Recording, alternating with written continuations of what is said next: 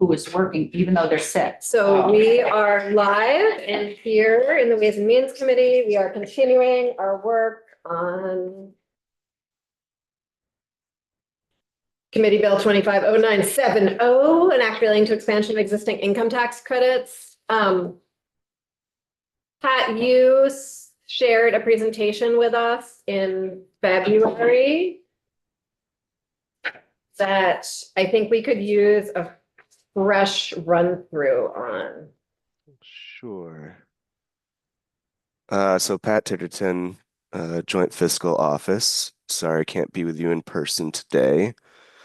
I presume you can all see this? Yes, perfect. Thank Great. you. So yeah, as you mentioned, this is something that we looked at. Oh, there it is right there on February 5th.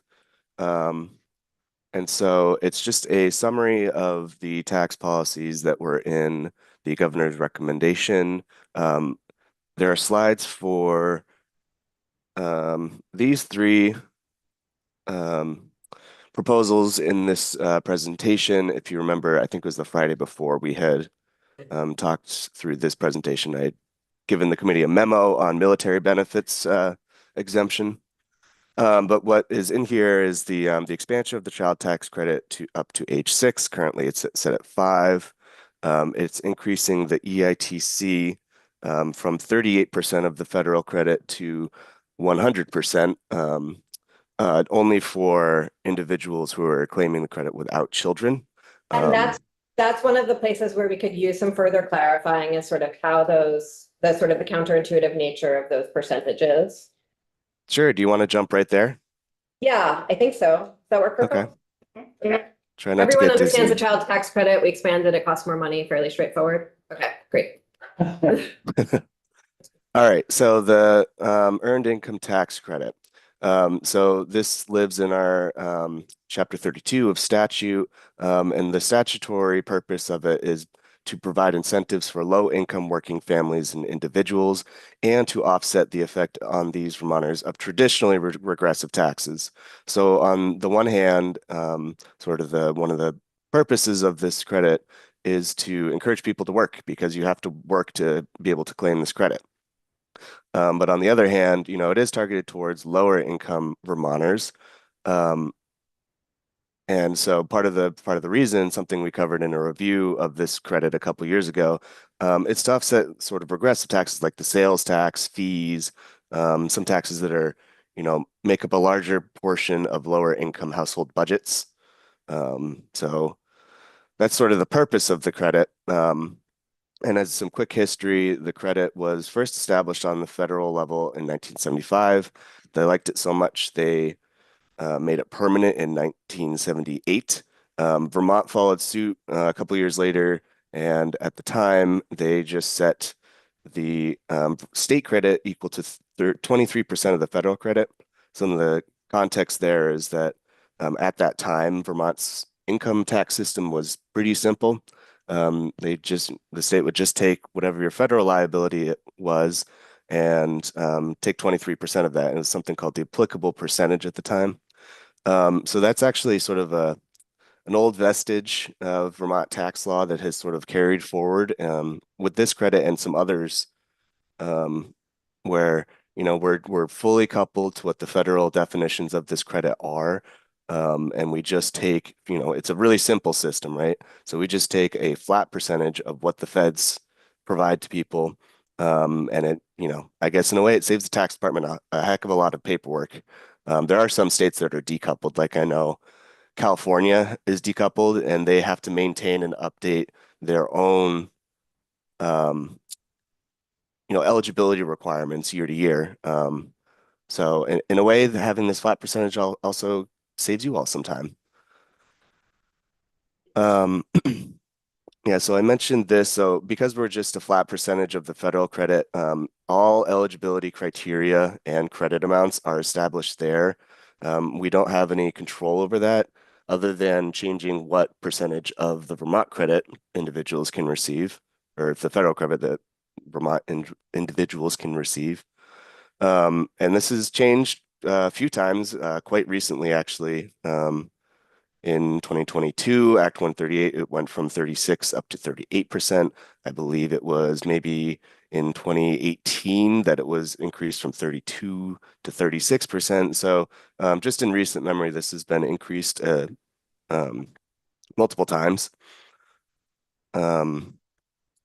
Yeah, just to really drive that home, any changes that are made to the EITC on the federal level flow directly down into Vermont, and you'll see some charts in a little bit that kind of will highlight some federal changes and how that directly impacted Vermont, this tax expenditure in Vermont. So yeah, like I mentioned, this proposed change is just increasing from 38 to 100% the amount of the federal credit that claimants without children can get. The estimated cost of this additional sort of expansion of the existing credit, we're in consensus with the tax department in saying that it will increase foregone revenue by about $3 million annually.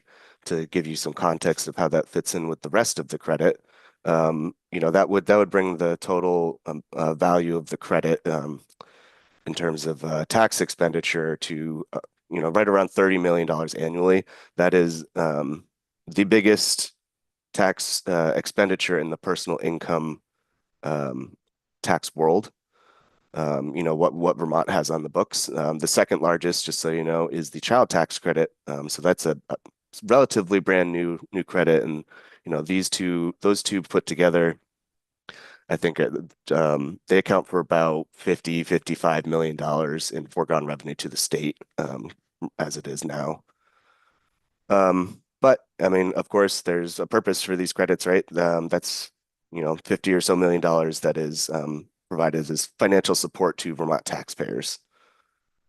All right, so I'm just gonna jump in just for a second because I'm realizing that because we make very, very, very few budgetary expenditure recommendations in this committee, like from a straight appropriations perspective, we have not spent, I think our total request for less than $500,000 to the appropriations committee this year, right?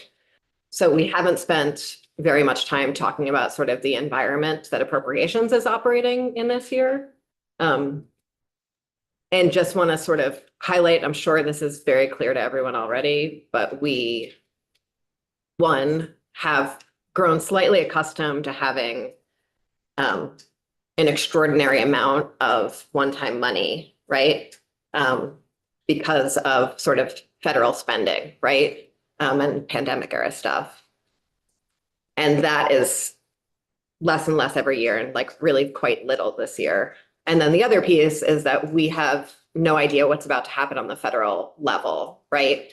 And need to be very careful that sort of decisions we make this year are going to be with an eye towards really protecting some of the most vulnerable Vermonters who would be at greater risk as we sort of move forward. And we can't make decisions based on what we don't know, but we need to sort of know that we don't know what we don't know, and that we're, not making even more problems for us in the future. And so it's sort of in the context of, I think CTC and EITC fit really well into that context. Because I think what we do know is likely we're going to see a reduction in the social safety net, right? Okay. Back to you, Pat. Sorry for my monologue interruption. No, it's actually also good context, because I think I've shared a version of this PowerPoint with the Senate Finance Committee after you all, and a slide which I don't actually think is in this presentation, but that I included for them was, big, bold, italicized, underlined sentence basically saying, pay really close attention to what they're doing in Washington. Just as a hypothetical example, if they do, Tax Cut and Jobs Act was passed under the Byrd Rule, which, basically said that, they can only increase the deficit so much over a certain period of time.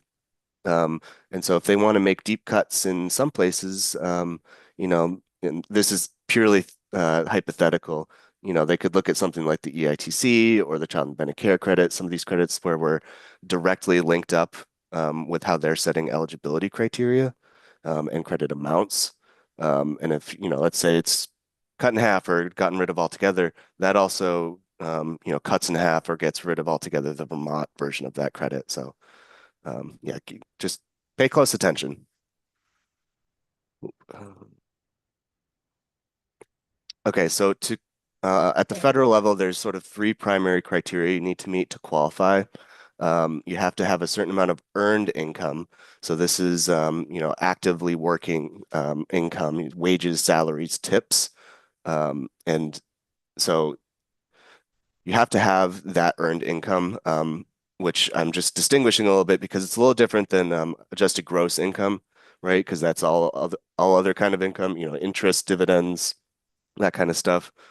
Um, and so one thing to highlight here, when thinking about how the proposed change for this credit at the Vermont level looks is going from just 0 to 1 dependent, whether you're single or you're filing jointly. Um, this is a really big increase in the income that you can have. So just to show right off the bat, it's much more difficult to qualify for this credit from the get-go if you don't have a dependent that you can claim. And then, yeah, the last piece here is that you can't have investment income greater than about 12,000. I think this is really just, you know, if you've got someone who's working, but they work super, super part-time and maybe earn $5,000 or $10,000 a year, but they've got another $40,000 in investment income that they also receive. You know, that's something that kind of falls out of the statutory purpose for this credit and is why this sort of restriction here is just to say that you know, the purpose of the credit is not to support these people with, you know, large amounts of passive income. So the credit amounts also vary based on the number of dependent children that are claimed. This table here, I think, highlights that, you know, we looked at the previous slide showing that the income eligibility really is much more stringent if you don't have dependent children. But if you look at the existing maximum federal credit amount right here, going from about 650 to over 4,300, you know, that's what, like a 4x, 5x higher credit amount that she can receive just with the presence of one child or dependent. And so under existing statute, if you receive the maximum federal credit amount, this is what it looks like on the Vermont level. So again, big jump up from claiming one dependent. But with the proposed change, you can see that while you're going from 38 to 100%, the maximum credit these people without dependents can claim is still much lower. It's about, what, 2 or 3 times lower than those who can claim one dependent. So even though the percentage jump is pretty significant, those two pieces kind of put together sort of highlight why you know, the cost to jumping up to 100% is only $3 million. You know, on its face, it seems significant, but in real dollar terms, it's much less so. So we've looked at this. I think the best illustration of that table that I just had on the screen is this chart here. I personally find it easier to digest. But the way the credit is structured, you've got your credit amount and earned income amount. So you see that there's this phase-in ramp here, where the more you work, the closer to the maximum credit amount you're getting, until you've got, you know, a little less than $13,000 in earned income specifically. And then over a set period of time, or set period of income, the feds say, okay, you can sort of maintain that maximum amount. But once you're working enough, and, you know, sort of the thinking here is that you're working more, you're earning more, you may not be as reliant on this credit for, you know, that additional little boost to your income to help you out financially. So yeah, as you go up in income, there does begin this phase out amount, and you can see here that the phase in amounts are different for depending on the number of qualifying children you have, and the same is true for the phase out rates. So you know, just a little difference in the ramp up and the tail for all of these. So next, I just have a few charts here to show you sort of how, we talked about this, this change would bring the estimated total cost of the EITC up to around 30 million, but, looking over time, and I'll note this is not adjusted for inflation. You can see that, it does change a bit year to year, but generally, where you see the biggest change in the total expenditure to the state in nominal terms is, in 2018, you had the increase in the federal or the increase from 32 to 36% of the federal credit that Vermonters could receive. That explains this kind of bump up here. And then to highlight how federal changes directly impact the state, there was a huge increase in the credit, both in terms of income eligibility and the maximum credit amount people could receive in 2021. It was sort of a pandemic measure to support those single filers. So that flowed through directly into the state. And once that temporary expansion went away, we drop right back down. And so this drop is even with the increase from 36 to 38% from 21 to 22. Do you, what you mentioned mentioning in Senate Finance, about sort of federal wins and the EITC, so right now, when we do the link up, we'll be linking up to current law, federal taxes. Mhm. So if the federal tax treatment of EITC changed between when we passed the link up and we're back here next year, would the EITC still be treated the same way you're modeling here? The Vermont EITC? Let me just And think is through that a that. question So for Kirby, not for you? I'm sorry. that might be a question for Kirby, but I'll take a quick stab. Okay, thanks. I mean, basically, what shows up on a taxpayer's federal return that they use for Vermont, that is what that applicable percentage would be applied to, right? So I guess if the feds do change something that affects, tax year 25, and it's, tied to a credit where we use a applicable percentage and it would show up on their tax return that they file in 2026. It's my understanding that, with the fact that we just use that percentage, it's directly tied. So if that does change, in theory, I would say, yeah, that would flow through. But I would kind of defer to Kirby a little bit on sort of some of the specific mechanics of that, if there's something I'm missing. And if we wanted to delink and maintain our current definition? I mean, there's some, I'm thinking back to, the response to the Tax Cut and Jobs Act that the state had, where delinked from the federal personal exemptions and standard deductions amounts, and actually established our own, which at the time we just took the previous year federal exemptions and deductions amount and put that in Vermont statute with the same inflation adjuster that they had been using previously at the feds. So I mean, in theory, and again, I would kind of defer to Kirby on how this would work, but you could take those federal definitions from the year we're in right now and make that the Vermont credit. Thanks.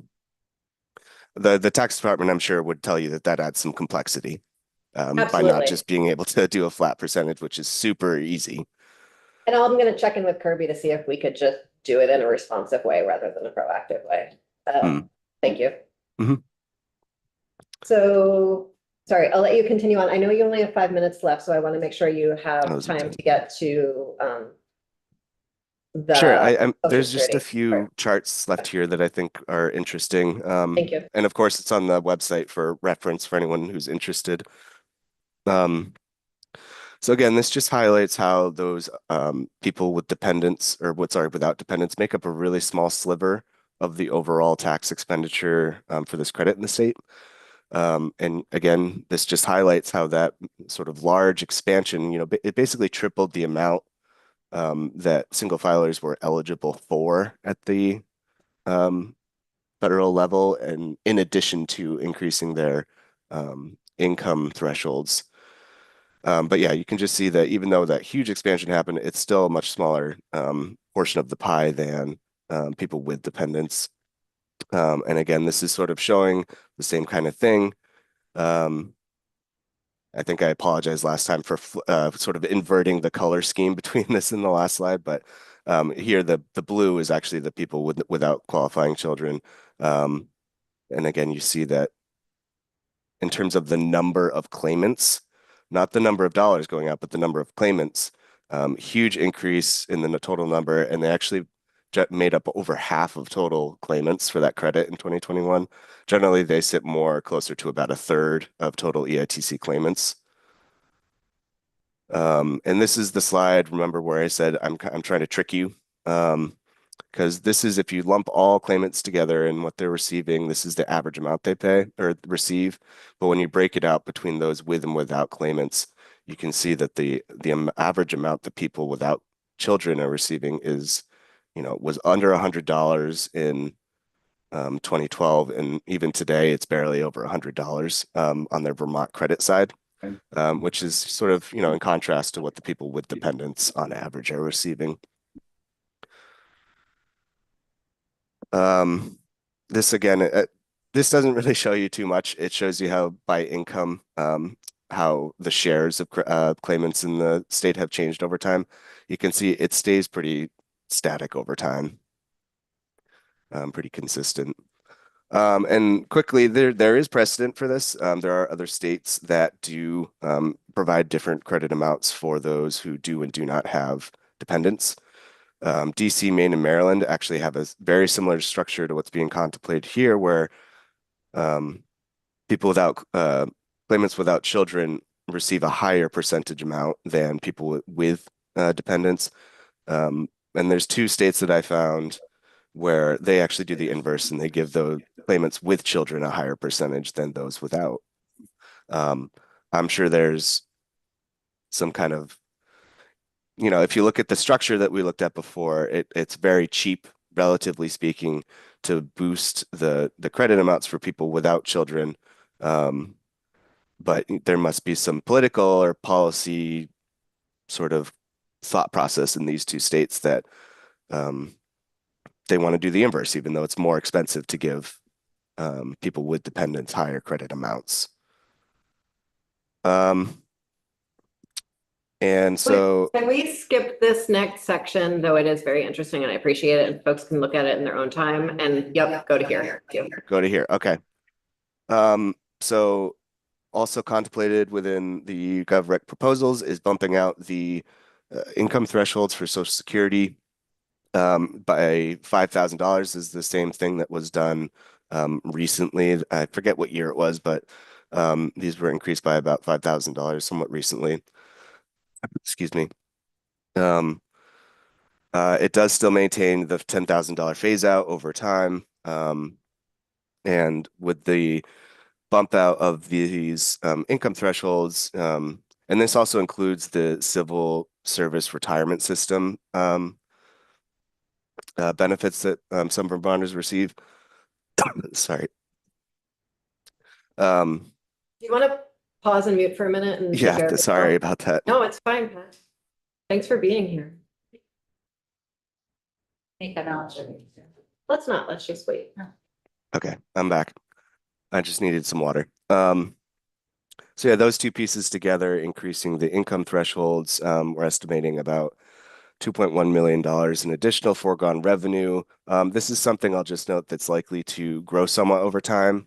And, this fits in with the demographics conversation we had previously, that, just Vermont's a aging state. So there's both COLA adjustments that are made to make the benefits more, more.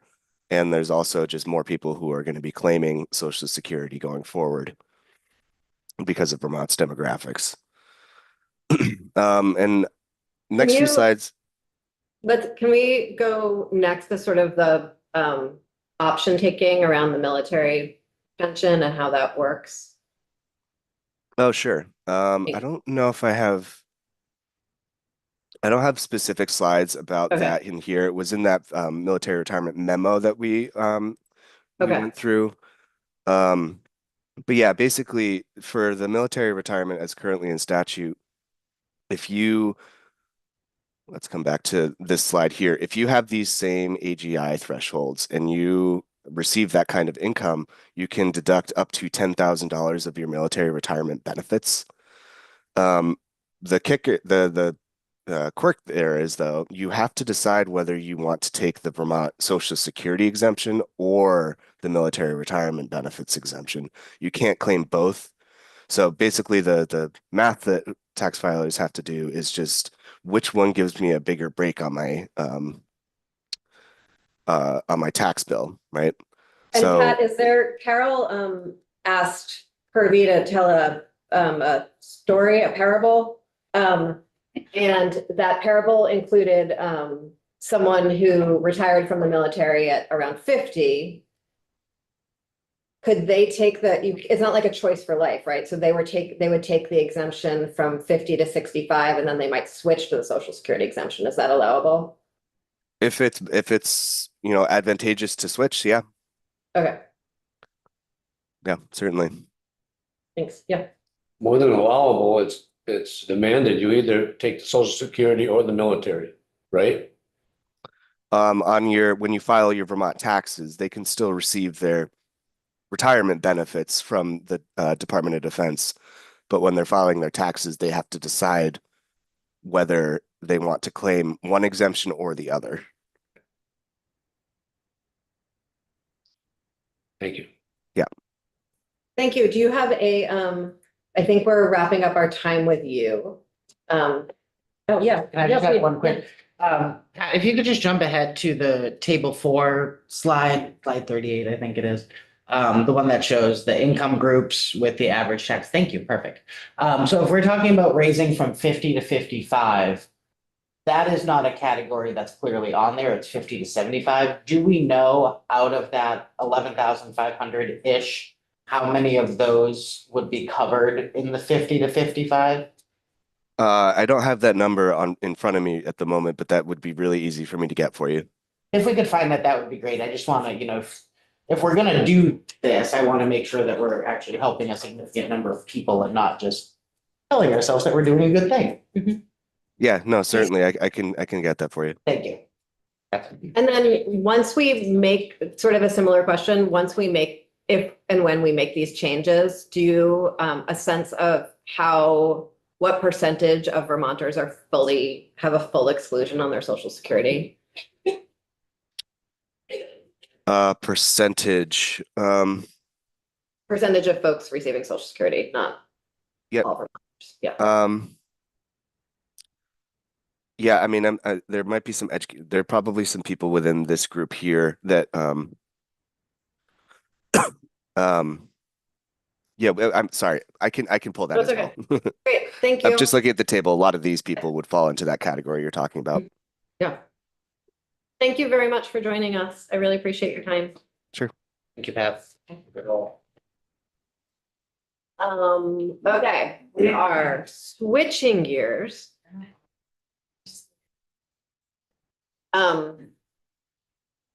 Yesterday, I think I request the committee's deeper engagement on the questions of what to do about the yield.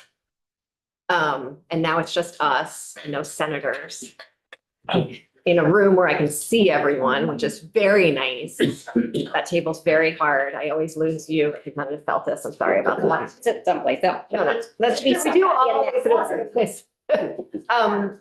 And so I think we're gonna start with John actually just showing us what the yield bill looks like. It's like 3 sentences, but I think that's helpful. And then have Julia sort of take us through sort of the key decisions again.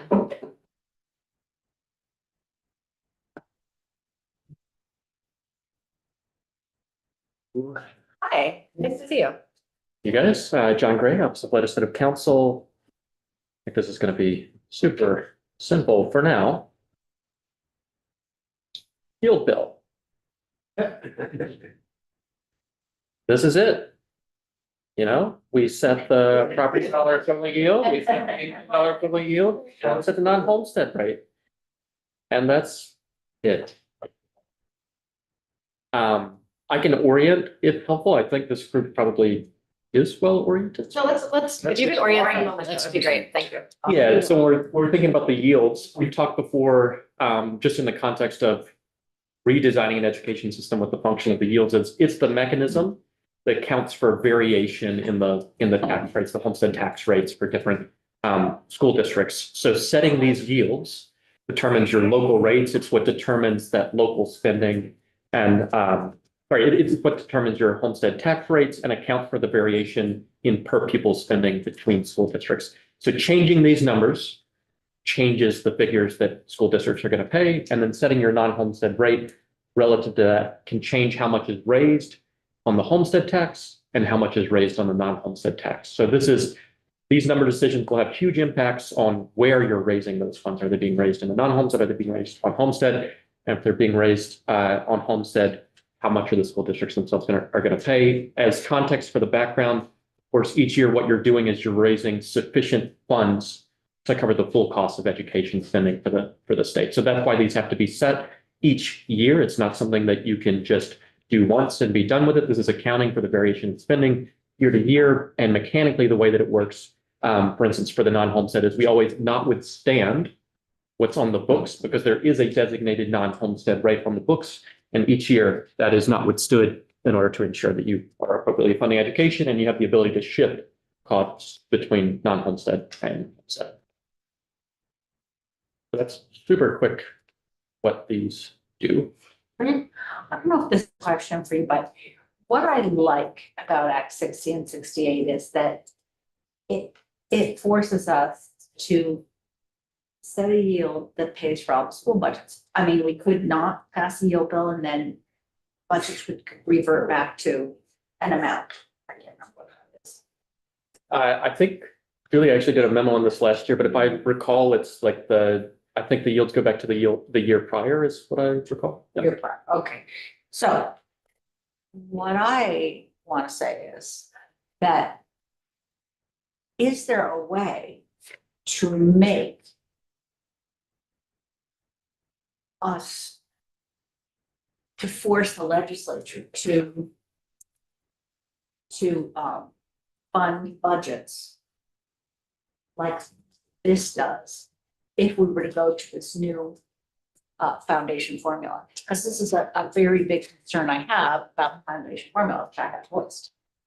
It's Carol, I think that's a really, really good question, and I'm going to have John answer it. But I think one of the reasons we're struggling so much to attend to the yield this year is because we're all thinking about next year and the year after that and the year after that and the bigger.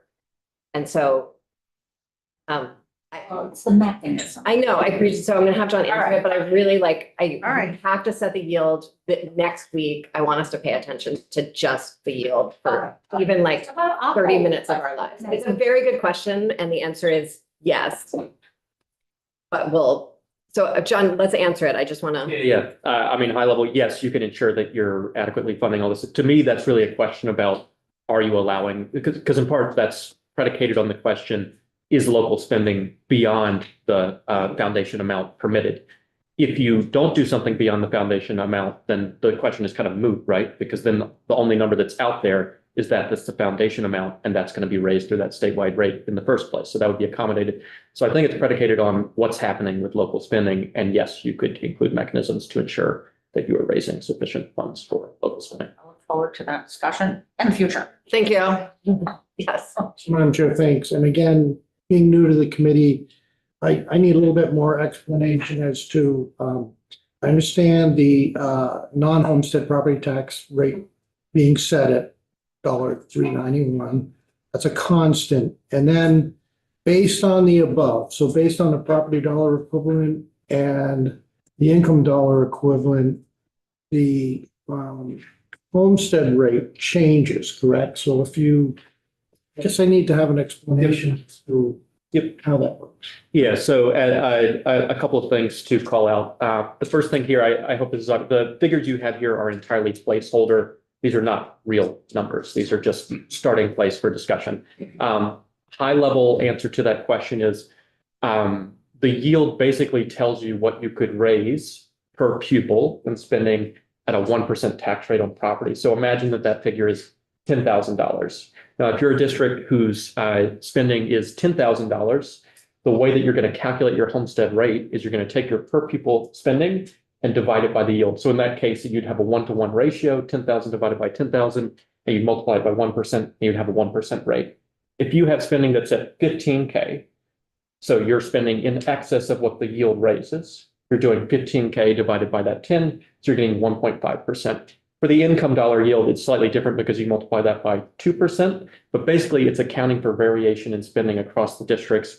And this is what people are talking about when they say that, putting aside equalization and the like, that districts with the same per pupil spending are taxed at the same homestead rate. That's what they're talking about, because that figure is determined based on your per pupil spending divided by the yield. So you're basically saying, how much does a district spend relative to the yield, and that determines your rate. Okay, got it. And that's why we're doing this, I'm sorry? this is absolutely the time for exactly those questions. That's why. I was gonna try to help clarify for Mark. I think, is it not true that we could set the homestead rate at one amount and a non-homestead rate at another amount? We Entirely. could- Or we could make them the same. We could do whatever we Absolutely. want to do. There's no requirement, at least, so you may recall that from the proposal, there's this idea of a uniform rate across both homestead and non-homestead. In this case, you have distinct rates, so you can choose where you want to allocate those, where you want that cost to be borne, basically. And that's part of why you can have such dramatic shifts too in the yield, because if you're raising a larger percentage on the homestead, then you can raise less on the homestead and you can have different yields. So it's all kinds of maneuverability. While we're talking about just trying to understand ed funding in general and how these yields translate into our property taxes, how are these property dollar equivalent yields that we're talking about setting in this bill different than the ones that are in the ed fund outlook? So for example, the property yield per pupil in the ed fund outlook is $8,408. So what are because we're using the term yield, it can be a little bit confusing about what we mean by yield in different situations. So I may defer to Julie on this, but the quick answer that I have is these are entirely placeholder figures. These are not real that are in the bill. This is not, and I want to be clear, like, this is not me making a proposal to the committee in any way whatsoever. This is just, I want everyone to, we could have pulled up last year's yield bill, but it has like a whole bunch of junk in it that we don't want to look at. So very meaningful, very hard worked junk that we passed, that we did a good job on, but there's a lot of stuff that's not relevant to this moment. So, excuse my sloppy language. And so I wanted people to just see what the actual legislative language looks like, because it's so narrow compared to this. We spend most of our time just looking at a chart. And just to call out, some of the figures in today's environment are not comparable to those you would have seen years ago, because there have been updates to the pupil weights and the inclusion of the statewide adjustment last year to account for effects of CLA on people's property tax rates. So looking at these figures and seeing an 8K figure elsewhere doesn't tell you anything, is what I would say. It doesn't tell you something about the impact on, like, we're just in an era where we've gone through a transition, and so it's hard to compare numbers. Just voice something. Julia, when you come up, can you make sure that you point out sort of where exactly these two numbers would come from in the chart? Thanks. Any other questions for John? Great, thank you so much. Thank you.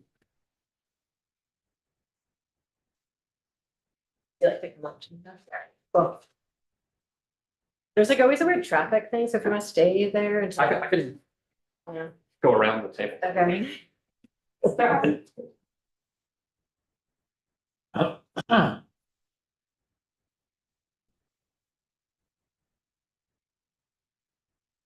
Welcome.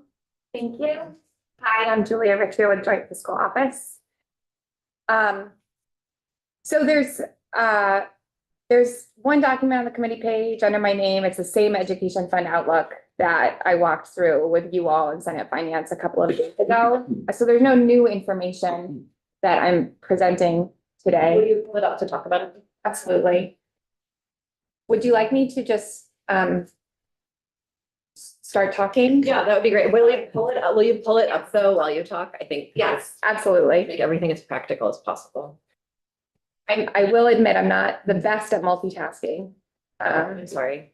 But No, pull it up and then talk, one thing at a time. So sorry.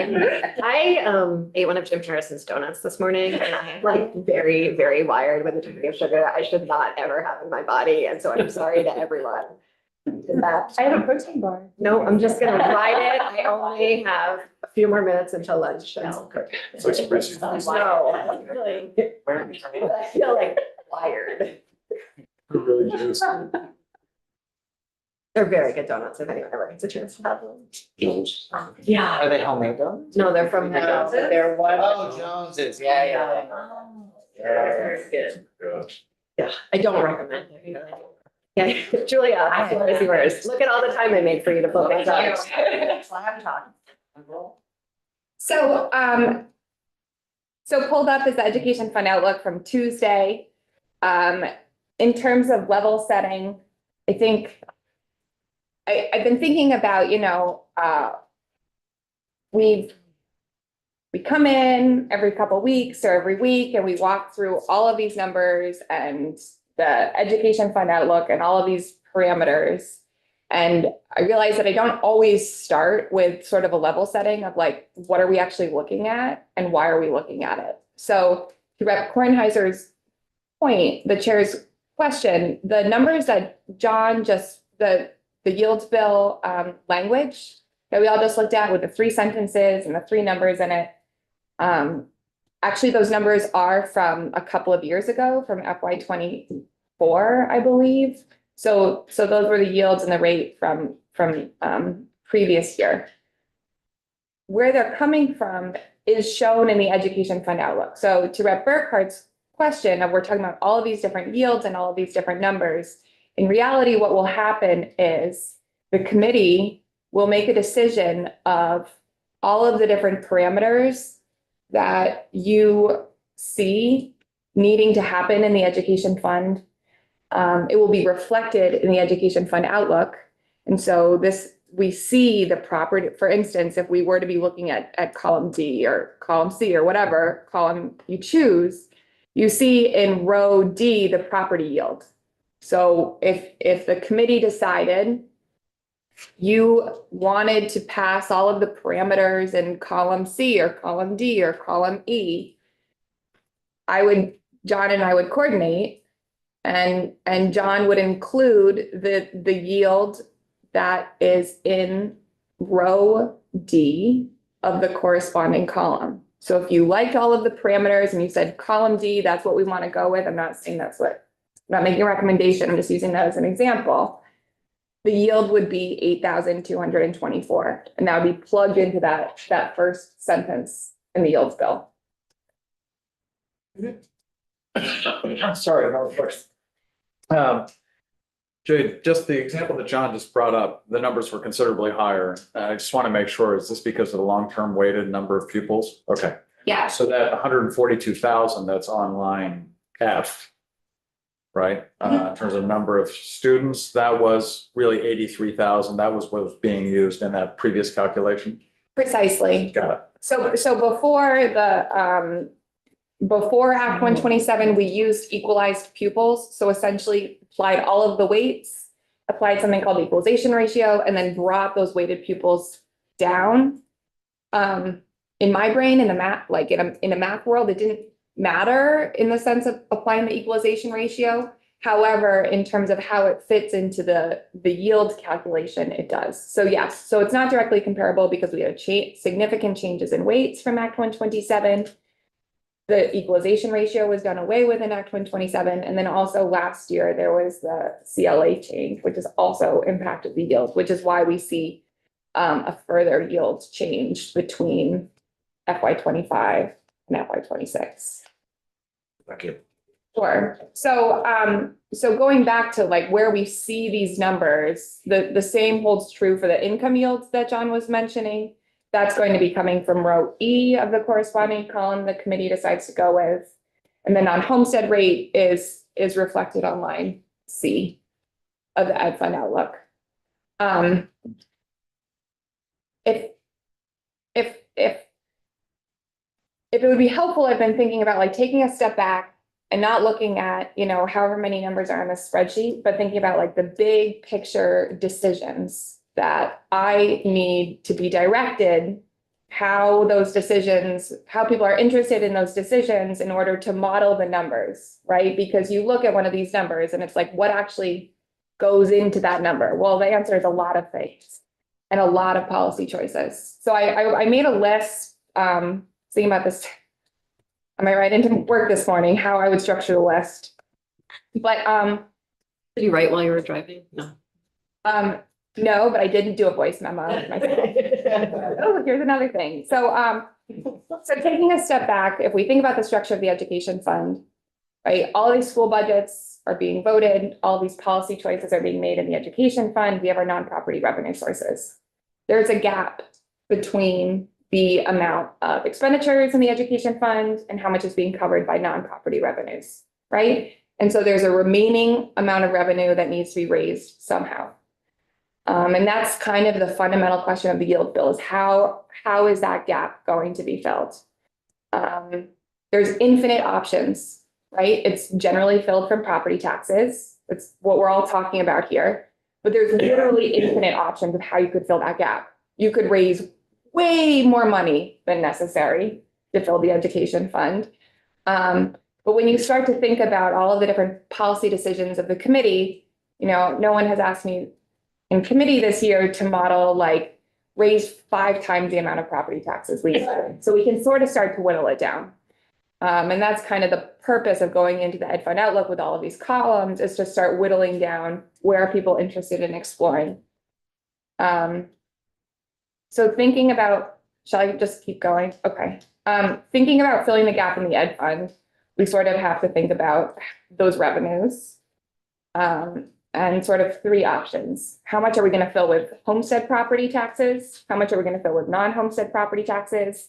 And how much are we going to fill with other revenues, right? And each one of those decisions hinges on the other decisions because we have a certain amount we need to raise. So in terms of other revenues, one of the questions is how much additional revenue are we going to use in the education fund so that we don't need to raise so much on property taxes? So when we're talking about this 77.2 million in general fund dollars, that's 77.2 million that is coming from the general fund, so it doesn't need to be made up in property taxes, right? So that's one question. Last year, there was 25 million in general fund that went into the education fund. Years before that, there wasn't any general fund back to 2018. That's one question. Another question is, we have education fund surplus from the prior year. Revenues came in higher than anticipated. So right now, we have 41 million in education fund surplus. So far, all of the modeling has been using all of that surplus so that that 41 million doesn't need to be raised on property taxes this year. It was higher than anticipated last year, so we're going to not raise that 41 million. By way of example, a few years ago, there was a proposal that we would mail the 41 million to all Vermonters as like a refund separate from just using it to reduce the following year's property taxes. Just like, and I'm in no way recommending it. That's like an administrative nightmare. I don't think we should do that under any circumstances. I'm just saying, like, to add to Julia, we've taken that one completely as a given. I recommend we take it as a given going forward, but just not, everything is flexible. Yeah, and for instance, a few years ago when we saw sales and use tax was gangbusters, it was coming in really hot, and we had a lot of surplus in the education fund, upwards of 120 something million. Some of that surplus was put aside. Some of that surplus was used for a one-time CTE rehab program. So that's one of the questions, right? Are we taking money from other pots in state government, getting back to Emily Burns' testimony from a few weeks ago? And how are we using those surplus dollars? There's also the question of ongoing revenue, right? Currently, we are considering all of our non-property revenue sources, taking them as given. Last year in the yield bill, there was the addition of more non-property revenue into the education fund. There was a repeal of there was cloud tax, the repeal of that exemption, and there was the short-term rental surcharge. So lots of background, but essentially one of the questions is, what are we doing for revenue beyond property taxes? Are we doing anything? I need to be told that because I'm not making the policy. I need to be told how much to assume and where it's going. And yet, Just for clarification, Yes. on the surplus, that does come up on line 32, right? Is that, no, the surplus, yes. The way I would recommend looking at it, because I think it's a little bit simpler, yeah, is all the way at the very bottom. There's two lines, lines 40 and lines 41. yeah, Line 40, that's telling you how much was left in the education fund from the following year that you have to spend or do whatever you want with it. Line 41, that's telling you after everything that we're accounting for, all of the ins and the outs of the ed fund, that's how much is actually left over. So for instance, column D, we have that 41 million in ed fund surplus. After all the ins and outs, there's 0.8 million on the bottom line. And in the context of the ed fund, that's as close as we can get because of rounding, because we're in a 2 point okay, whatever $1 billion fund. Yeah.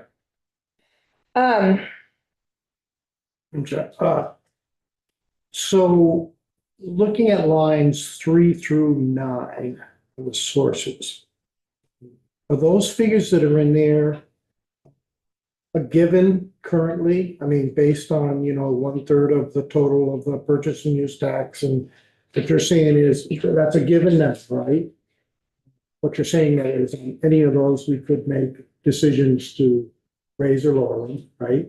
And then everything else has to be made up. It doesn't come in on that from the education property tax. Precisely. Okay, Yep, so those lines, 3 through 9, those are representing our consensus revenue forecast.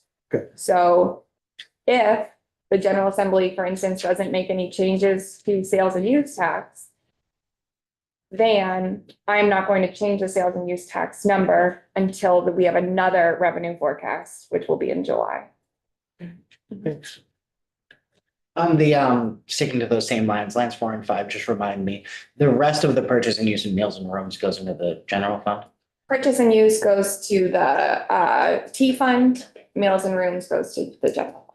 Purchase and use is the car tax, but we don't call it that. It's very. I understand, but yeah. Well, that's an action we could take. Working. So I just, to sort of follow up on what you said, the decisions, we're leaving some stuff, some possible decisions as given so far this year and everything we've seen modeled, right? We're applying the bottom line directly into lowering property tax rates. We are not contemplating adding new revenue outside of property taxes. I mean, outside of like ongoing new revenue. And so the sort of assumptions that we've been contemplating and that you're modeling in rows, columns C, E forward. Can you just do a quick summary of those for us? Yes. Not in terms of just like column by column, but like what are the things we've been? Yes, absolutely. So one of the big things that we've been thinking about is putting in that 77.2 million into the education fund from the general fund. How is it going to be distributed? So we have the question with property taxes, and this is one of the other pieces that we've been thinking about. And another piece on my list is we have homestead property tax and non-homestead property tax. It's a policy choice, how much you raise on homestead and how much you raise on non-homestead, right? You could choose to raise a lot on one group and less on the other. You could choose to evenly distribute it. And one of the things that we generally look at, which gets back to one of the questions or conversations when John was in the chair, is getting back to considering, and I want to emphasize this, the average bill change, right? So the bill consists of the rate and the property value. So what we're seeing here in line G is the average bill change. And essentially what this is looking at is how is your average homestead property tax bill going to increase or decrease or stay the same compared to the prior year? And how much is your average non-homestead bill going to change? It's a policy choice. Do you want the homestead and non-homestead bill, average bill change? Do you want them to both go up or go down? But we're not able to have them go down unless we add in a lot more revenue. But do you want them to increase at the same rate compared to the prior year? Or do you want to increase the average bill change of one of those classes higher so that the other class doesn't need to increase as much? You're putting in money from the general fund. Do you want to be putting all of that money towards one of the classes specifically, or towards property taxes as a whole? Those are kind of the big pieces that we're looking at, you know? If we're putting, how we're using non-property revenues in the education fund, if we're putting in more, what we're doing with the surplus, how much we're raising on homestead versus non-homestead, and how are the average bill changes squaring out to be? And then we have other changes, and then we have other questions, you know? Are you deciding to put money aside for 3 years? It's a policy choice. If you want to use all of your surplus or use all of that general fund, if it does come to the ed fund, do you want to use it all in FY 26, or do you want to set it aside? That's also being reflected in some of this modeling. And then the final sort of big picture decision point that I have on my list here is thinking about income sensitivity, the folks who are receiving property tax credits. We have the question of how are those property tax credits going to be calculated, earned for the following fiscal year 26 that we're talking about? You also have the question of people who have already earned property tax credits in FY 25. Do you want to change the property tax credits that have already been earned?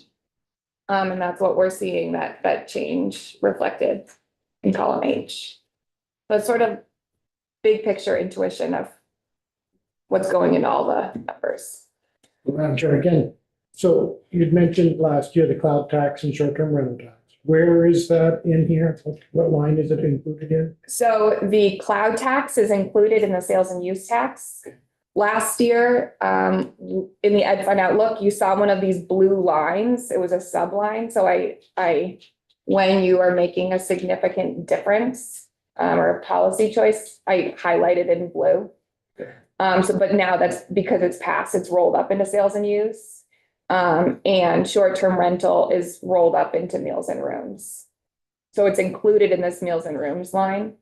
I do want to note that the short-term rental surcharge, 100% of it is dedicated to the education fund. So it doesn't follow the same split of meals and rooms tax in general.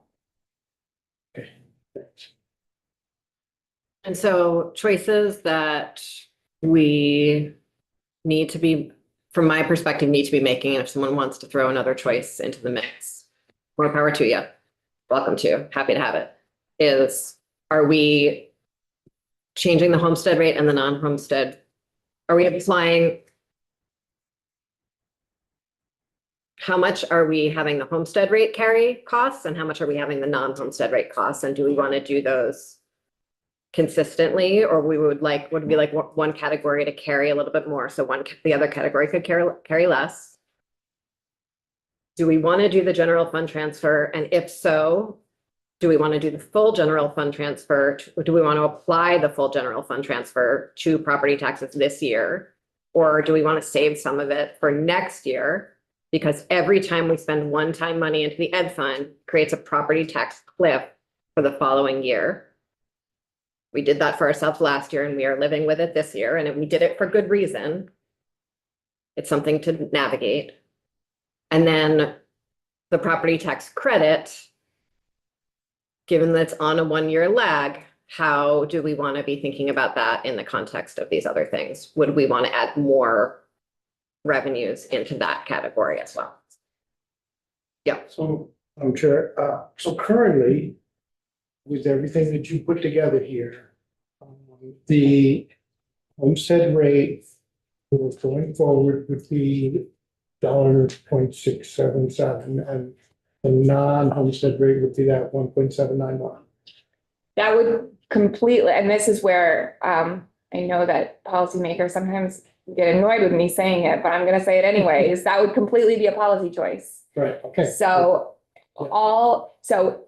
these numbers here that are reflected in the December 1 letter, this reflects our old data. So, if, and this is a big if question, do you want to do this? If you decide that you want to follow all of the parameters in the December 1 letter, which means all of the surpluses used in buying down property taxes uniformly. There's no general fund transfer.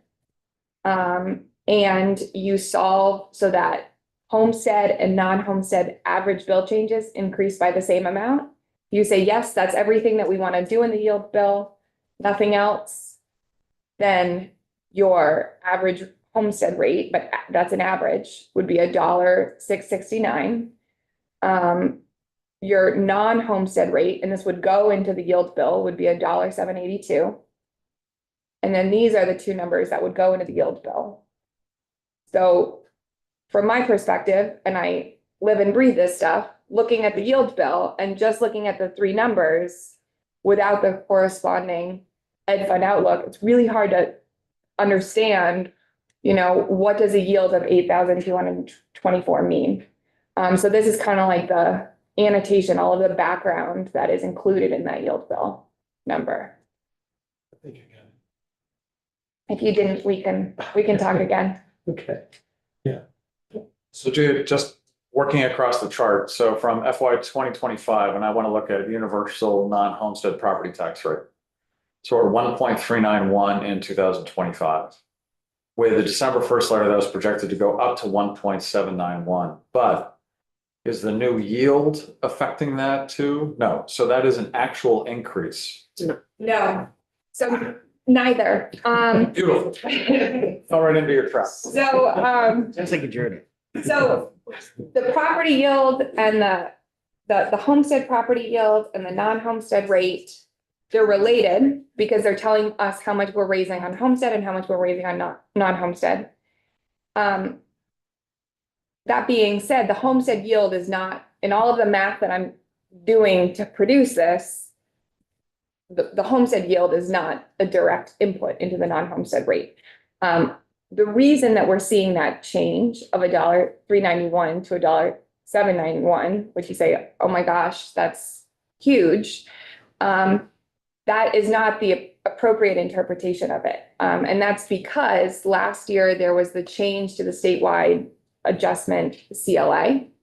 So essentially what that means is our pre-CLA rate and our post-CLA rate are much closer in FY26 than they were in FY25.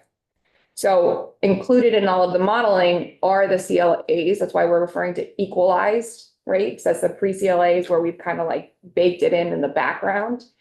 We're assuming everybody's fair market value because we've backed out the reappraisal changes in the background. So this is not representing an actual rate of a business owner looking at their property tax bill of a 40-cent increase in their rate. It is not. It is because not. That, with the previous act, that was like taking the average of 72% CLA, something like that. Yeah. right? Yeah, So you could take that rate and multiply it by 72% and come up with that. I know you don't want to do math on the spot, but that comes up with about 1.3. So it's fairly close, just very rough. I, Okay, yeah, you don't need to neither confirm nor deny. I'm very cautious to do anything on this.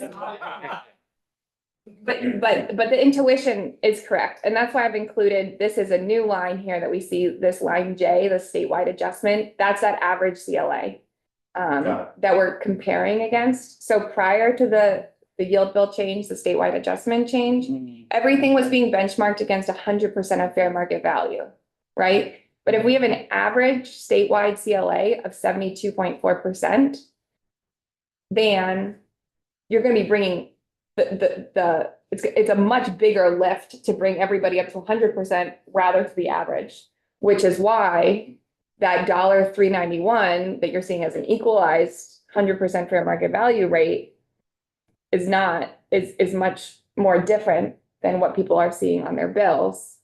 However, by instead of benchmarking to 100% of fair market value, but benchmarking to the statewide average, you're able to have less of a swing from the equalized rate to the actual rate. Okay, I think with that, we are going to pause our outlook looking for now. Yes, sorry, May Representative I Burkett. ask one, it's more of like a data request, I don't know if it's right to you or to Julia, probably to you so that you can ask her.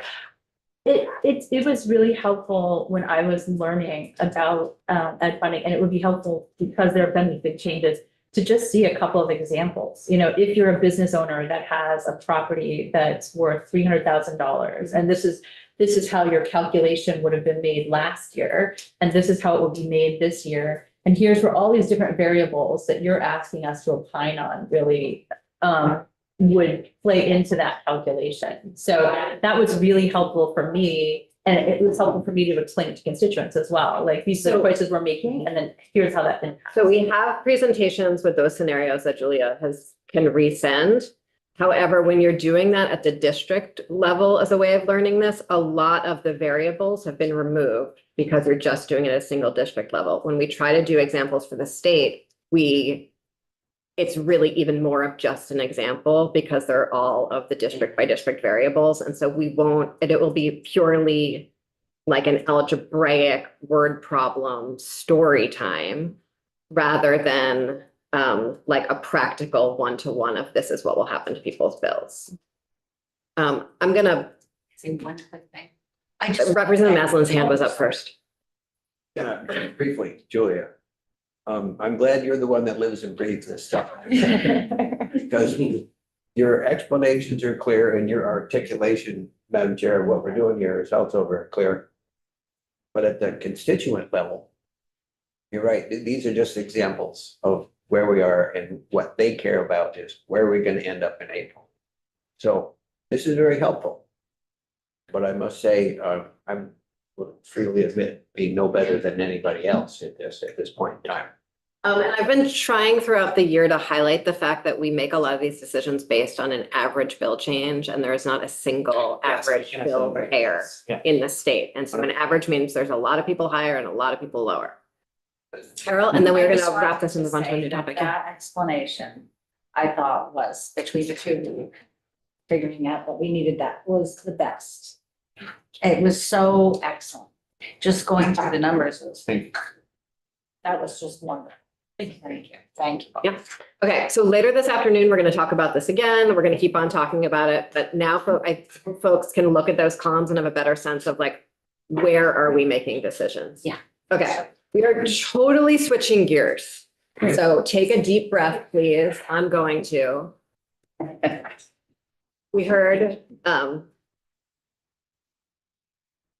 testimony yesterday on H472, which is an OPR bill that came over from GovOps that I think we did not launch with context enough to understand what was happening. At least that was my experience of it. So I'm sorry about that. And we now have the context givers with us who are going to sit down. Thank you so much for joining us. And tell us what that bill is doing. Thank you so much for having me. I do have to leave. I just want to let everyone know I'm supposed to be in Senate Health and Welfare at 11:30. And I'm sorry that I don't have testimony prepared for you, but I will follow up with written testimony if that works for you. Because, sorry, because I think there's some context that is important here. And I'd like it to be in the record as well as here. So for the record, my name is Lauren Hibbert. I am the Deputy Secretary of State. I also have with me Jen Cullen, who is the new General Counsel at the Office of Professional Regulation. I'm sure you will hear from her quite a bit, but I'm in the hot seat today. So the context for the OPR bill, as we looked at the OPR bill, what we were doing is learning and growing as a response to the money study that this body asked us to do last session, looking at the sustainability of the Office of Professional Regulations Fund. And for those of you who've been in this committee, we've talked about this quite a bit. The OPR fund is a siloed fund. Its revenue is only generated by licensee fees. It currently is running at a deficit of about 1.5 million. So the fees that are in this bill are fees for services that we currently do for free, that we think we should receive compensation for. So with the exception of two items, one, electrology shops, and two, the renewal of peer support specialists, there is a fee increase that we're looking for that goes into effect in 2027. So I'll just speak to those two fees first And your because testimony from GovOps is on our website. great. And I'll create a better testimony for this committee, but the electrology shops, when we did our fee bill in. Can you start by telling us what electrology is? Sure. Electrology is a service that people get for hair removal. People put electrical wire into the follicle of the hair and it kills the root of the hair. And then the hair is no longer there. So we license both the electrologists and the electrologist shops. Electrologists can also do laser hair removal, which is a new modality of hair removal. So this is hair removal. And we, there's a wide variety of topics you get to talk about when you're in OPR. When you, so we license both the individual and the location, and we did a fee bill in 2022. And when we did that bill, we inadvertently did not update the electrology shop. And in fact, it got dropped altogether. So it came out of 26 and it didn't go into 23. And we have not had authorization to charge electrology shops for 2 renewal cycles. So what that means is we're not generating any revenue from electrology shops, but we still have the responsibilities of enforcement, licensure, and inspection, because we inspect electrology shops to make sure that the equipment that they're using is up to date and is appropriate and maintained. So we really do need that revenue stream to come back to us. This affects about 34 electrology shops in this state, just so you know. And we looked at that fee in comparison to other similar establishments. What's a similar establishment?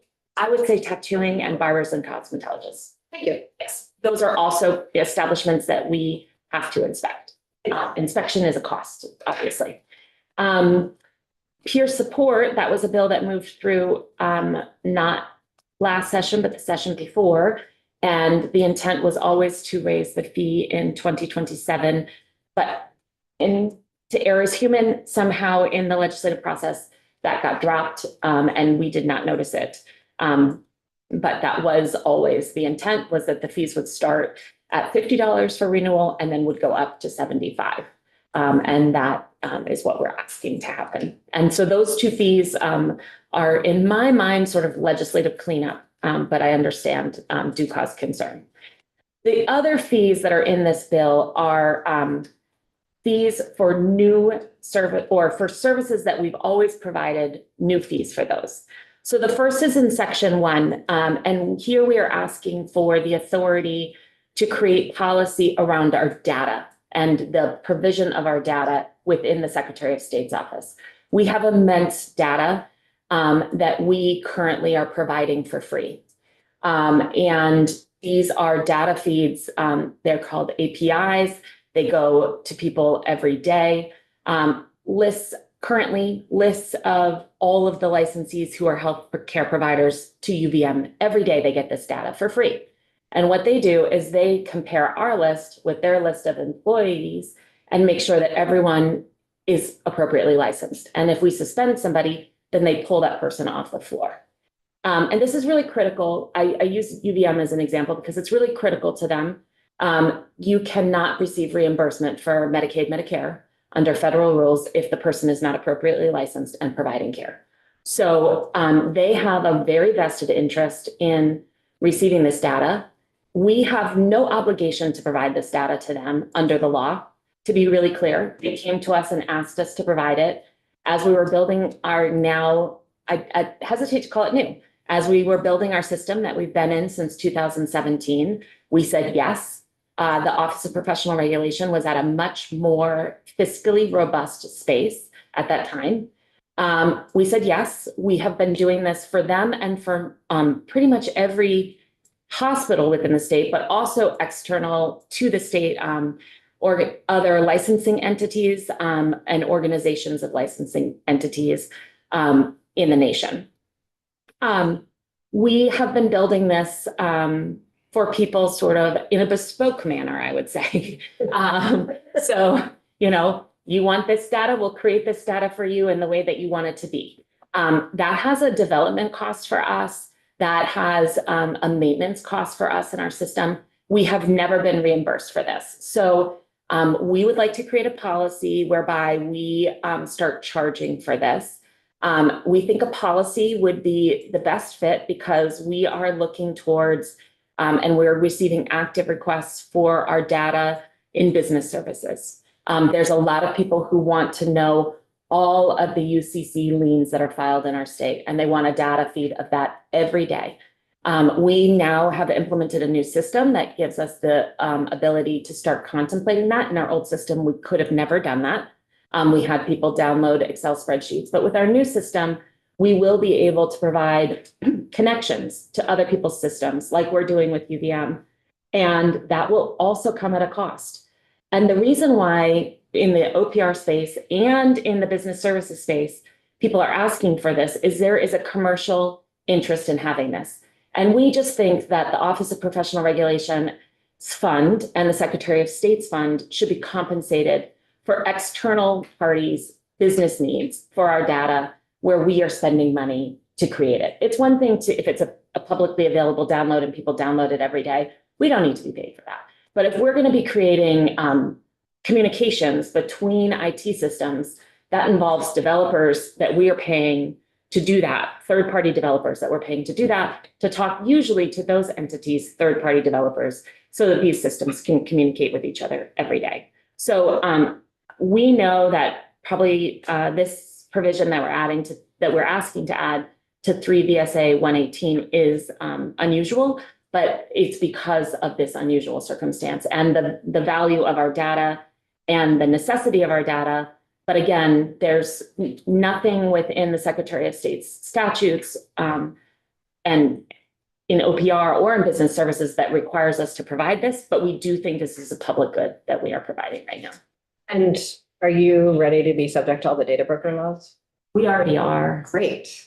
Love that. We already are. Data broker law.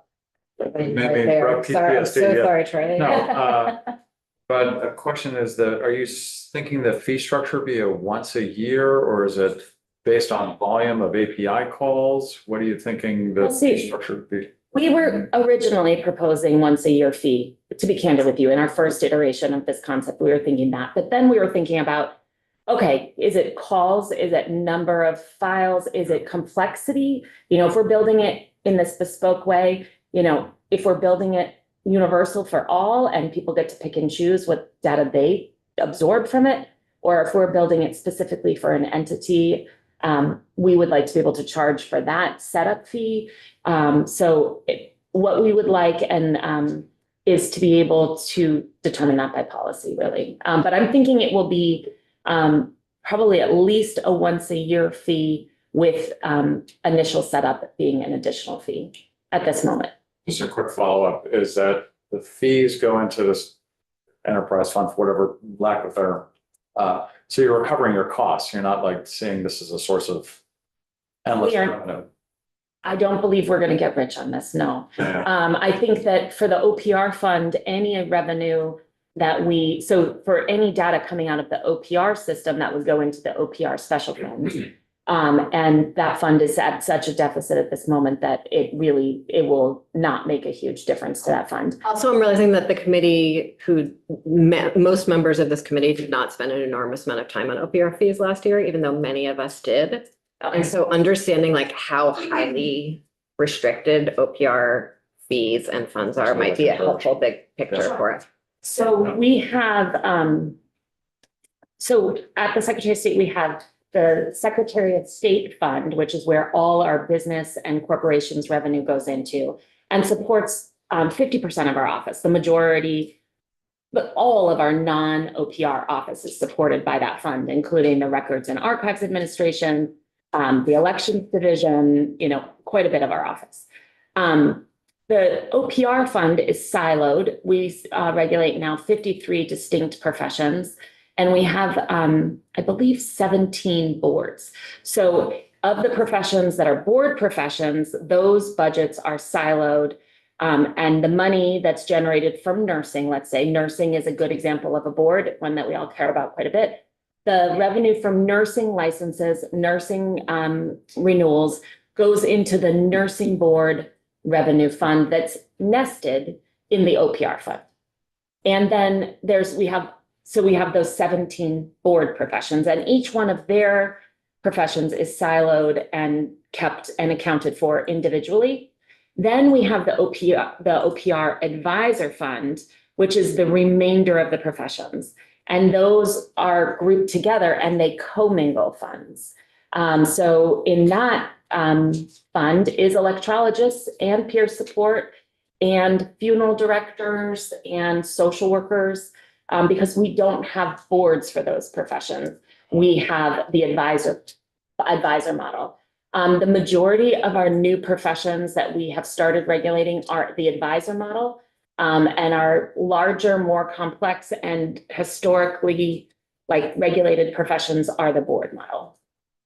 Given that we only have 5 minutes left, I'm hoping you can tell us a little bit about the fee attached to corrective actions, the wrong phrase, and I don't have it right. Oh, disciplinary actions? Thank you.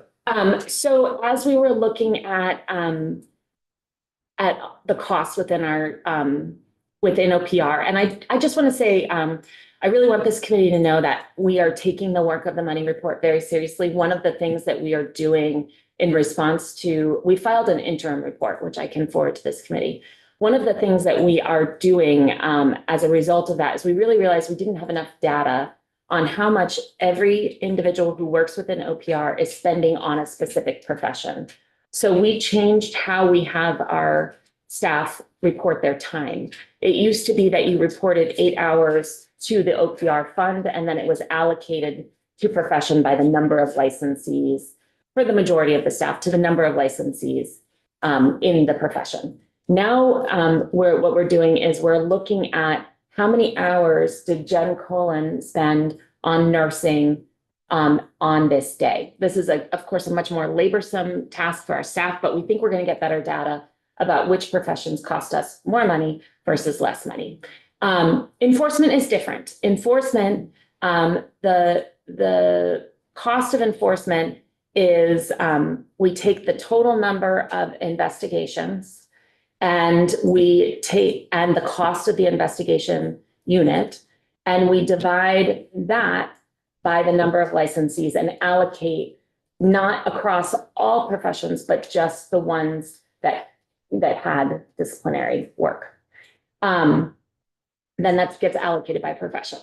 What we are looking, and the same with prosecutions, what we're looking for here is to be able to charge the person who was investigated. There was a determination to pursue disciplinary action against them.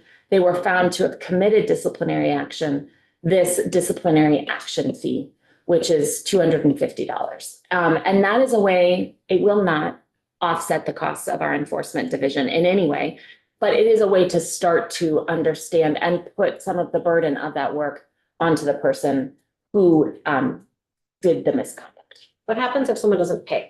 So if somebody doesn't pay, we do have fining authority now. And if somebody doesn't pay, first of all, I think it's important, we are really a rehabilitative, even with fees and disciplinary action fee, we're going to give people time to pay. And if people can't pay within 6 months, we're going to give them more time to pay. We're going to make payment plans for people. But if someone really doesn't pay, never pays, then we have an agreement with the Department of Tax. And we work with the Department of Tax to get our revenue back out of the income taxes that people have paid. The other tool that we have is we do not renew a license or issue a license if you have outstanding balances to us. So we do have some hooks. Are they perfect? No, but the biggest piece is we really, really try to work with people on helping them make this work. A lot of times, people have, we take them out of work. We recognize that we are in the business of taking someone out of work until they're rehabilitated to be able to go back into work. So we wouldn't, if someone's taking time with their substance abuse, we would obviously not be pounding down their door for the $250. That would just be cruel. But once they're starting to work, we would try and get into a payment plan with them so that we're getting $10 a month to get this money back. So page 2, section 5. You're gonna raise the administrative penalty for unauthorized practice to 5,000. Yes, so that, I'm sorry, I just want to make sure, are you on page 5, section 5? Page 2, section 5. Okay, of the bill or of Your memo. Your memo. Okay, I don't have the memo in front of me. I apologize. So just for everybody's reference, this is on page 6 of the bill as introduced on line 3. And yes, we are seeking to raise the civil penalty from 2,500 to 5,000. The reason is that is the amount in Superior Court. And we think that we should be able to pursue administrative actions in-house without having to go to Superior Court and have the same revenue generated. It is a simpler process, quite frankly, than having to file a case in Superior Court, and it's just as effective. So a few minutes ago, you talked about a person recovering from substance abuse and Yes. getting behind. This is a different scenario. This is somebody who never had a license and was practicing without one. So this is the unlicensed tattooist. It's probably our most frequent flyer case. But we've had unlicensed nurses, we've had unlicensed architects. People do pretend to be a licensed professional and provide services to people without the qualifications and experience to be able to do so. They need to be stopped so that we can protect the public. But we don't have licensing authority over them because they never came to us. That's the problem. So we have to pursue unauthorized practice actions against them in criminal court and in civil court. And we do both. Could be licensed in another state and not in this state. Correct. Yep. That has happened. But if you're licensed in another state, you know for sure you should be licensed in this state. So the barbers and cosmetologists. Why are you interested in that one, sir? Well, training and education around textured hair. Yes. So is there an opt-out? No, this would be a requirement for people going forward to be trained in textured hair. Yes, that would be a requirement Going forward? going forward. So do I get the training and are you paying for it? Well, it would be for someone who's entering school now. Okay, Just as anyone who's entering barber and cosmetology school now is trained in a whole variety of topics. Barbering school, the straight edge, the foam shave, there's lots of things. We just now are making this adjustment to recognize that there's a significant population of people in the world and increasingly in Vermont who have textured hair, and barbers and cosmetologists should be trained in it. Just like we're training them in all the other skills that they are able to do. one more. Okay, I just know that Yeah, I know. Lauren has to Sorry. go and there are 2 more people. So And you, just, sorry, 1 second. Sorsha is letting the next committee know that you're on your way, but running a little late and it's our Senate fault. Health and Welfare. you. Thank you. so fee for services. That's what you're. Yeah, fee for services that we already provide. So for instance, license verification, people can verify that they're licensed. Everyone should verify that their practitioners are licensed for free on our website. But if somebody wants a certificate to mail to another state so that they can get licensed in the other state, then we print that, prepare that and mail that because another state will not accept it from the licensee themselves. They want it to be from a third party independent, which is us. Then we have been charging $20 and we think we should be charging $30. Representative Feltus, do you have a? Well, no, it's not important. Okay. And if you want to follow up with me, I'm happy to. Thank you. I will. Representative Pigley, you had a question from yesterday. So that $5,000 for unauthorized practices, does that go for registration and certification individuals? as well? It's for everybody. And I do want to say that, have we done this?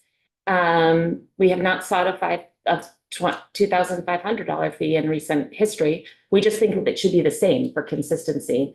Our first approach, unless someone is flagrantly tattooing out of their van, which does happen, is to try and get someone licensed or registered or certified appropriately. That is usually our first approach. But if someone is going to continue to do the practice, we need to take action. And sometimes that's criminal and sometimes that's civil.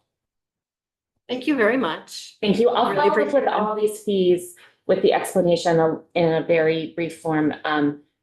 Are you guys going to take this bill up again? We're still, I do believe that JFO is still looking for some numbering. Yes, we're working on that. That's what we call it. And so we're not going to spend more time on it until JFO has all their And I just numbering. want to be really candid and on the record, because these are fees for things that we have provided, but we've never counted because we've never charged a fee for them. We don't have a lot of data to give to JFO. But I will put that in the written testimony as well. And if this committee wants more testimony on this topic, I'll be available starting next Tuesday. I'm just not here today. Thank you very much. Thank you.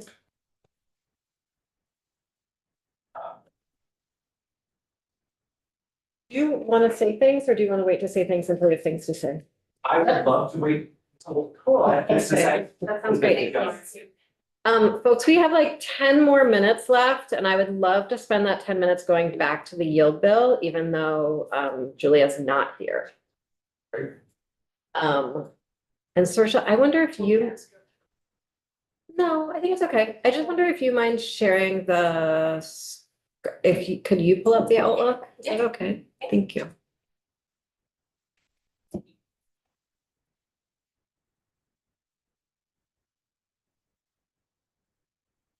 So I'm gonna sort of go big picture decision by big picture decision and we are not making any decisions now, but just to get a sense of folks in the room, how they're feeling about things.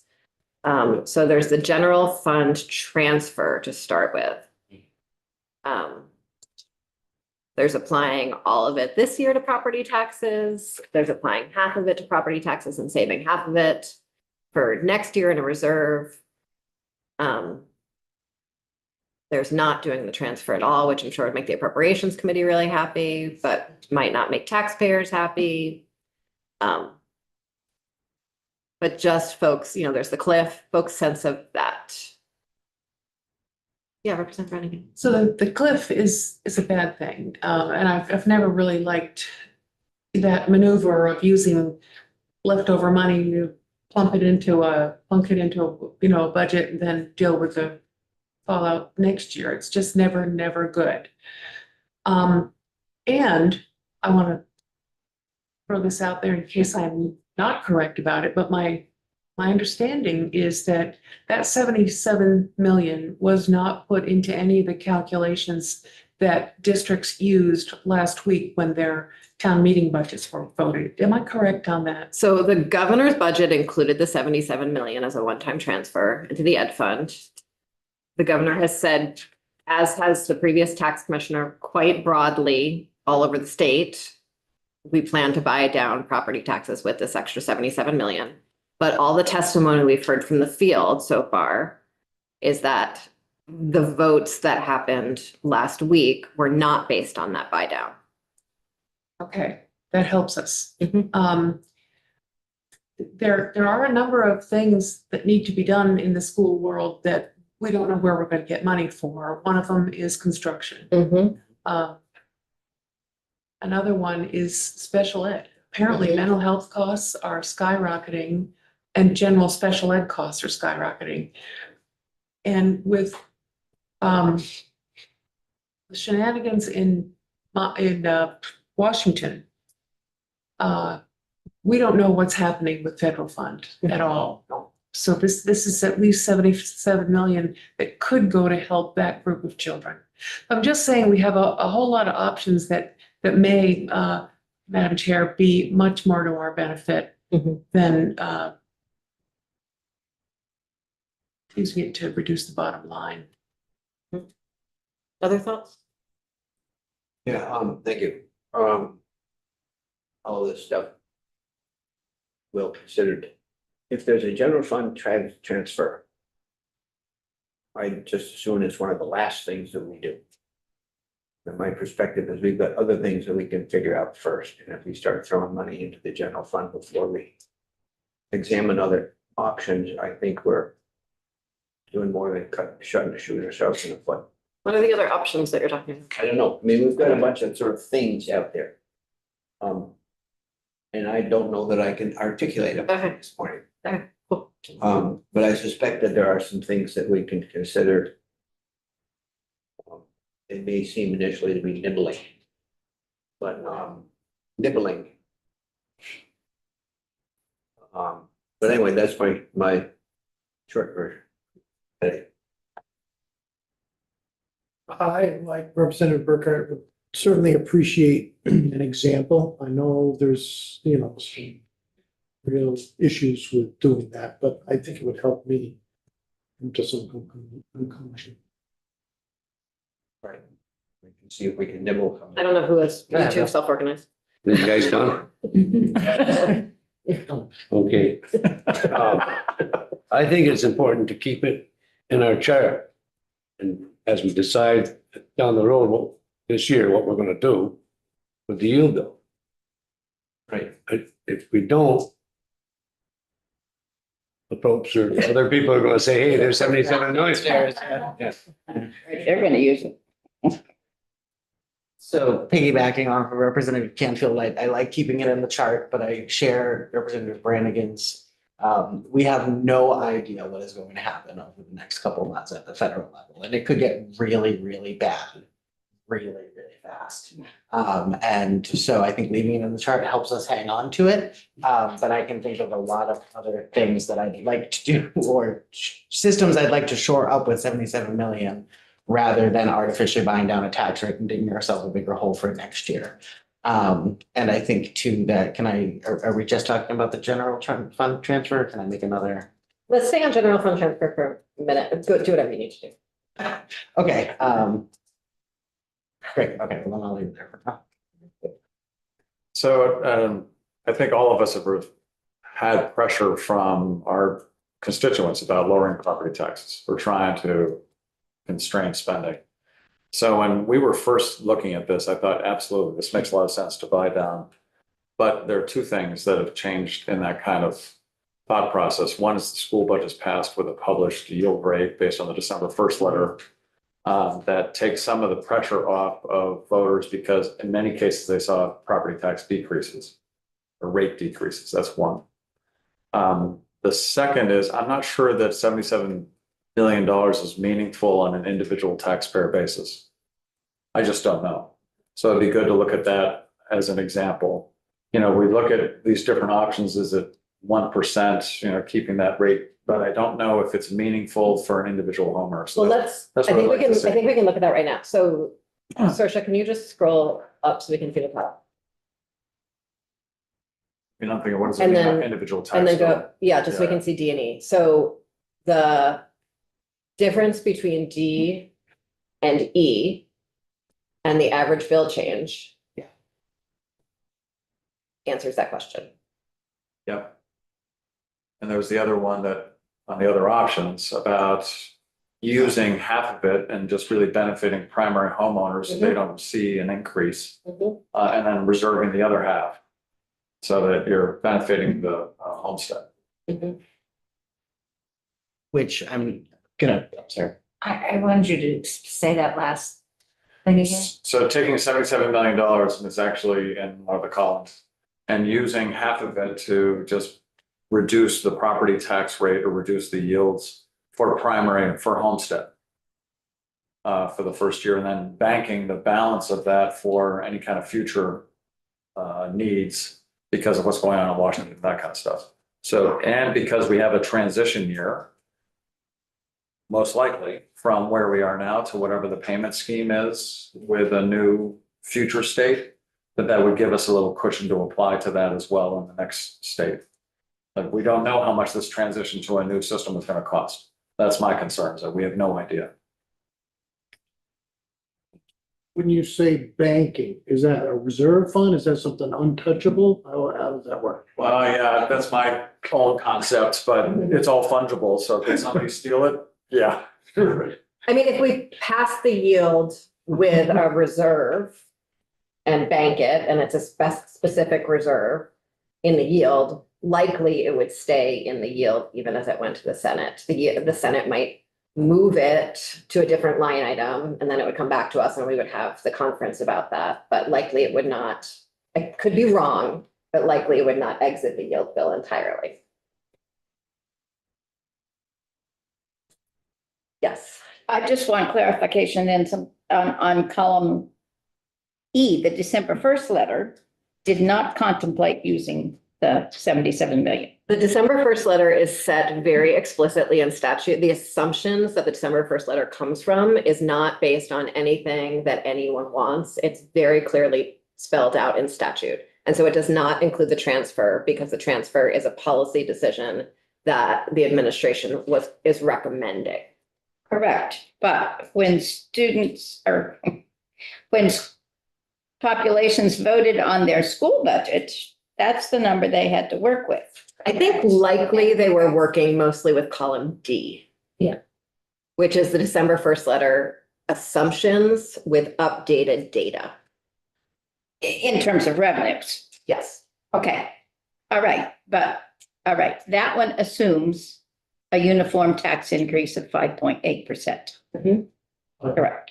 I think what's interesting, and we didn't. That what some people are saying, well, they passed the budget anyway, knowing it was gonna be a 5.8% increase.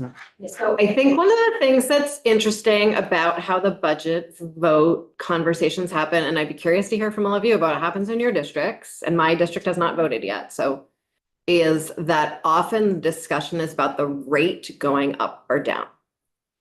And the rate is only one part of the bill. And property values have gone up all over the state, and that is included in the calculation of the rate. So the rate could go down all over the whole state, and bills could still go up all over the whole state. And so it's possible that folks voted in their districts, think with understanding that the rate had gone down, and they took that to mean that their bills are going to go down, when that might not be true. Yes. In my specific district, it was very clear. The rate is gonna be this much and your property tax is gonna be this much. That's great. And it was by CLA, by the 7 Love different that. CLAs within the whole group. So it was very clear to those people Yeah. that this budget was going to require this kind of a tax rate, which translated into your taxes over there and my taxes over here. And That's fantastic. I don't think that happens always in every district in that particular way. How could they do that? I mean, if we don't know, if they don't know the yield yet, how could they know that? they're given this yield that was assumed Okay. in the, All right. in the. They're Well, careful usually, I mean, usually school boards are careful to say, this is what the property tax rate will be, assuming Right, all right. of these different things. Right. So, and they'll give the assumptions if they're good about being transparent about it. Right. But there still is this confusion that Emily was pointing out, that like everyone sees that rate and then, but then they're back shouting a few months after they get their bill, or a few days after they get their bill, 3 months later when they get their bill, that, hey, my property taxes went way up, and you said that they were going down or they were staying flat. And in our community, because we Changed it. we used surplus last year to buy down, because we didn't want a 15% increase. We wanted something smaller than that. In fact, we voted as a town to use that surplus. So ours is going up 8% this year. But the question is, that's what all the materials say. But then if you go to a school board meeting, there's this little hopeful note that, oh, the governor says that something might be done, and all of this stuff is happening in Montpelier this year with tax rates So it's unclear what voters had in their minds when they went to the polls. There's the stuff that's on paper and then there's the discussion afterwards, so. Patty and then Carol. And I think I think that the past 2-3 minutes perfectly encapsulates why we need to fix this thing, because there is no, as we mentioned earlier in this meeting, for all intents and purposes, average bill change means absolutely nothing. Like there are no two communities that are exactly alike in terms of, what capacity they can use on their own surpluses, how much their voters will swallow in terms of tax increases. I mean, when we're talking about trying to set tax increases based off of reading different messaging campaigns from school boards across the state, that's just not a sound way to make policy. I do want to loop back to the general fund transfer. I think that what Representative Kimball brought up makes a lot of sense. If we are going to use property tax transfer money, I feel strongly that that relief, for lack of a better term, should be targeted on the homestead rate and primary homeowners. And I think that for reasons I've talked about before, non-homestead property tax there's just more ability there for them to raise their own revenue. And now I'll, go on a slight tangent of this is why property tax classification is so important, because non-homestead revenue is everything from a small business owner to an industrial park, to a second homeowner, to a ski resort. And that just doesn't make sense because those people do not have the same, folks in the Northeast Kingdom who have a huge swath of land, only a small percentage of that is actual homestead. We're increasing their taxes too, when really we're trying to get at folks who have more ability to pay, like the ski towns, like the second homeowners, like the resorts. So I think that per the chair's point when we started this conversation, we're in a really hard point in the conversation where we're thinking ahead, but we have to deal with the system that we have right now. And there's a lot of important work that we need to do this year before we adjourn so that we can have better conversations next year. But if we're going to do relief, it should be targeted at homeowners, at homestead property tax rates. And per the not being able to figure out what an average bill change is or read messaging campaigns from school boards all across the state, the voters passed their budgets and it's our responsibility to fund them, just point blank period. And so if we're going to do any relief, it should be targeted towards those homestead folks, but we have to pay out the money that we were told to pay out by school districts across the state. I want to do a remember back to yesterday's testimony from the tax department and how they run the department and how well they run the department and what a gift that is in 2025 in government to have a department that is run so well with such happy, functional people doing a good job. And thinking about the massive changes that we are contemplating, I think it is very, very likely that for them to do a good job implementing those changes, even on the tax department side, which is in some ways an easier series of changes, we are not talking about having much more flexibility for FY27 even. We're probably talking about flexibility for FY28. So likely the conversation we're having this year, we're going to have a similar conversation next year. In terms of sort of what's available to us. And it would be the following year that we would really be able to have much more flexibility in our tax system and much more consistency in what districts would be getting if we pass all the stuff we're contemplating. You're referring to, for example, classifying within non-homestead, is that what you're referring to? Yeah, and having a foundation formula. But I think all of those things, I think it's, given even the extreme capacity of our tax department, I think it's very unlikely that they would be able to get that going for FY27. It's way too tight a turnaround. Yeah. What would things look like, Representative Kimball's and Teddy's suggestion of half the money being used? But could we reach a similar situation or what we're trying to drive at with the income sensitivity piece? So I think if we go to column, I think the very last column might do that. Can you scroll? Yeah, it has a sort of kind of. Yeah, same, the very top, but column H.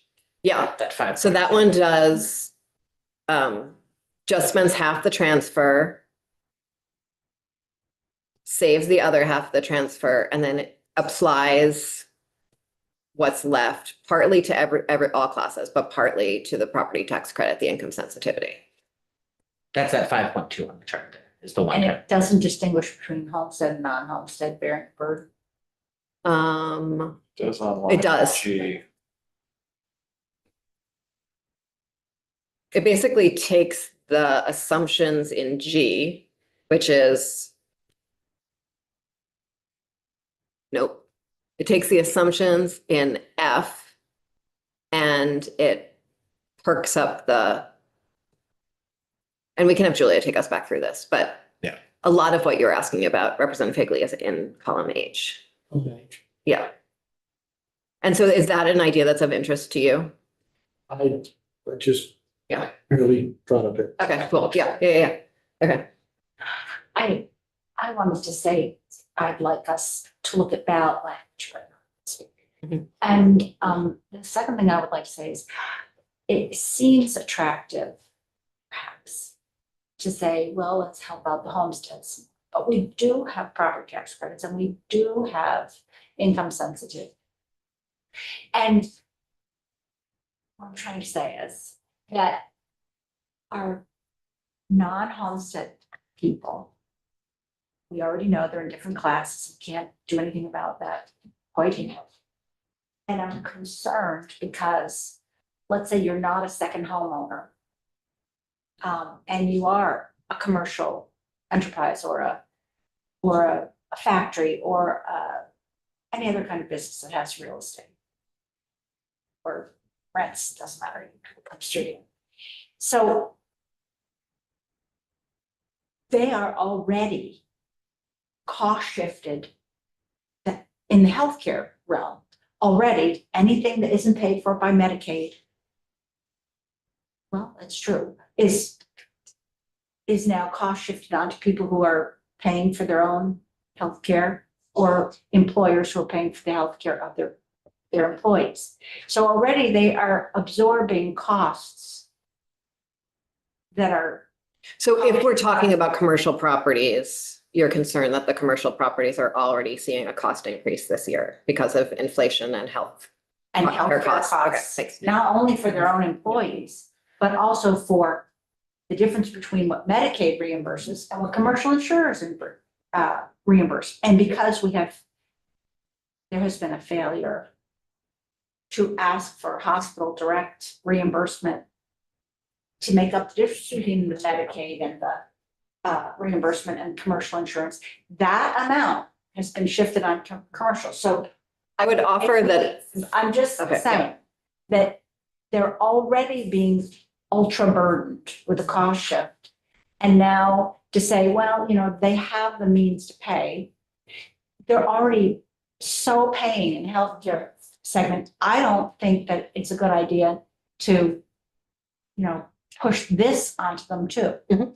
I think that's a good point. I also think that folks with homesteads also are seeing increased healthcare costs. Yeah. Right, and increased. If they're buying Right. on the exchange, or it Or if their may be that employer they'll has some make less shares. money because more money's being paid for their healthcare coverage.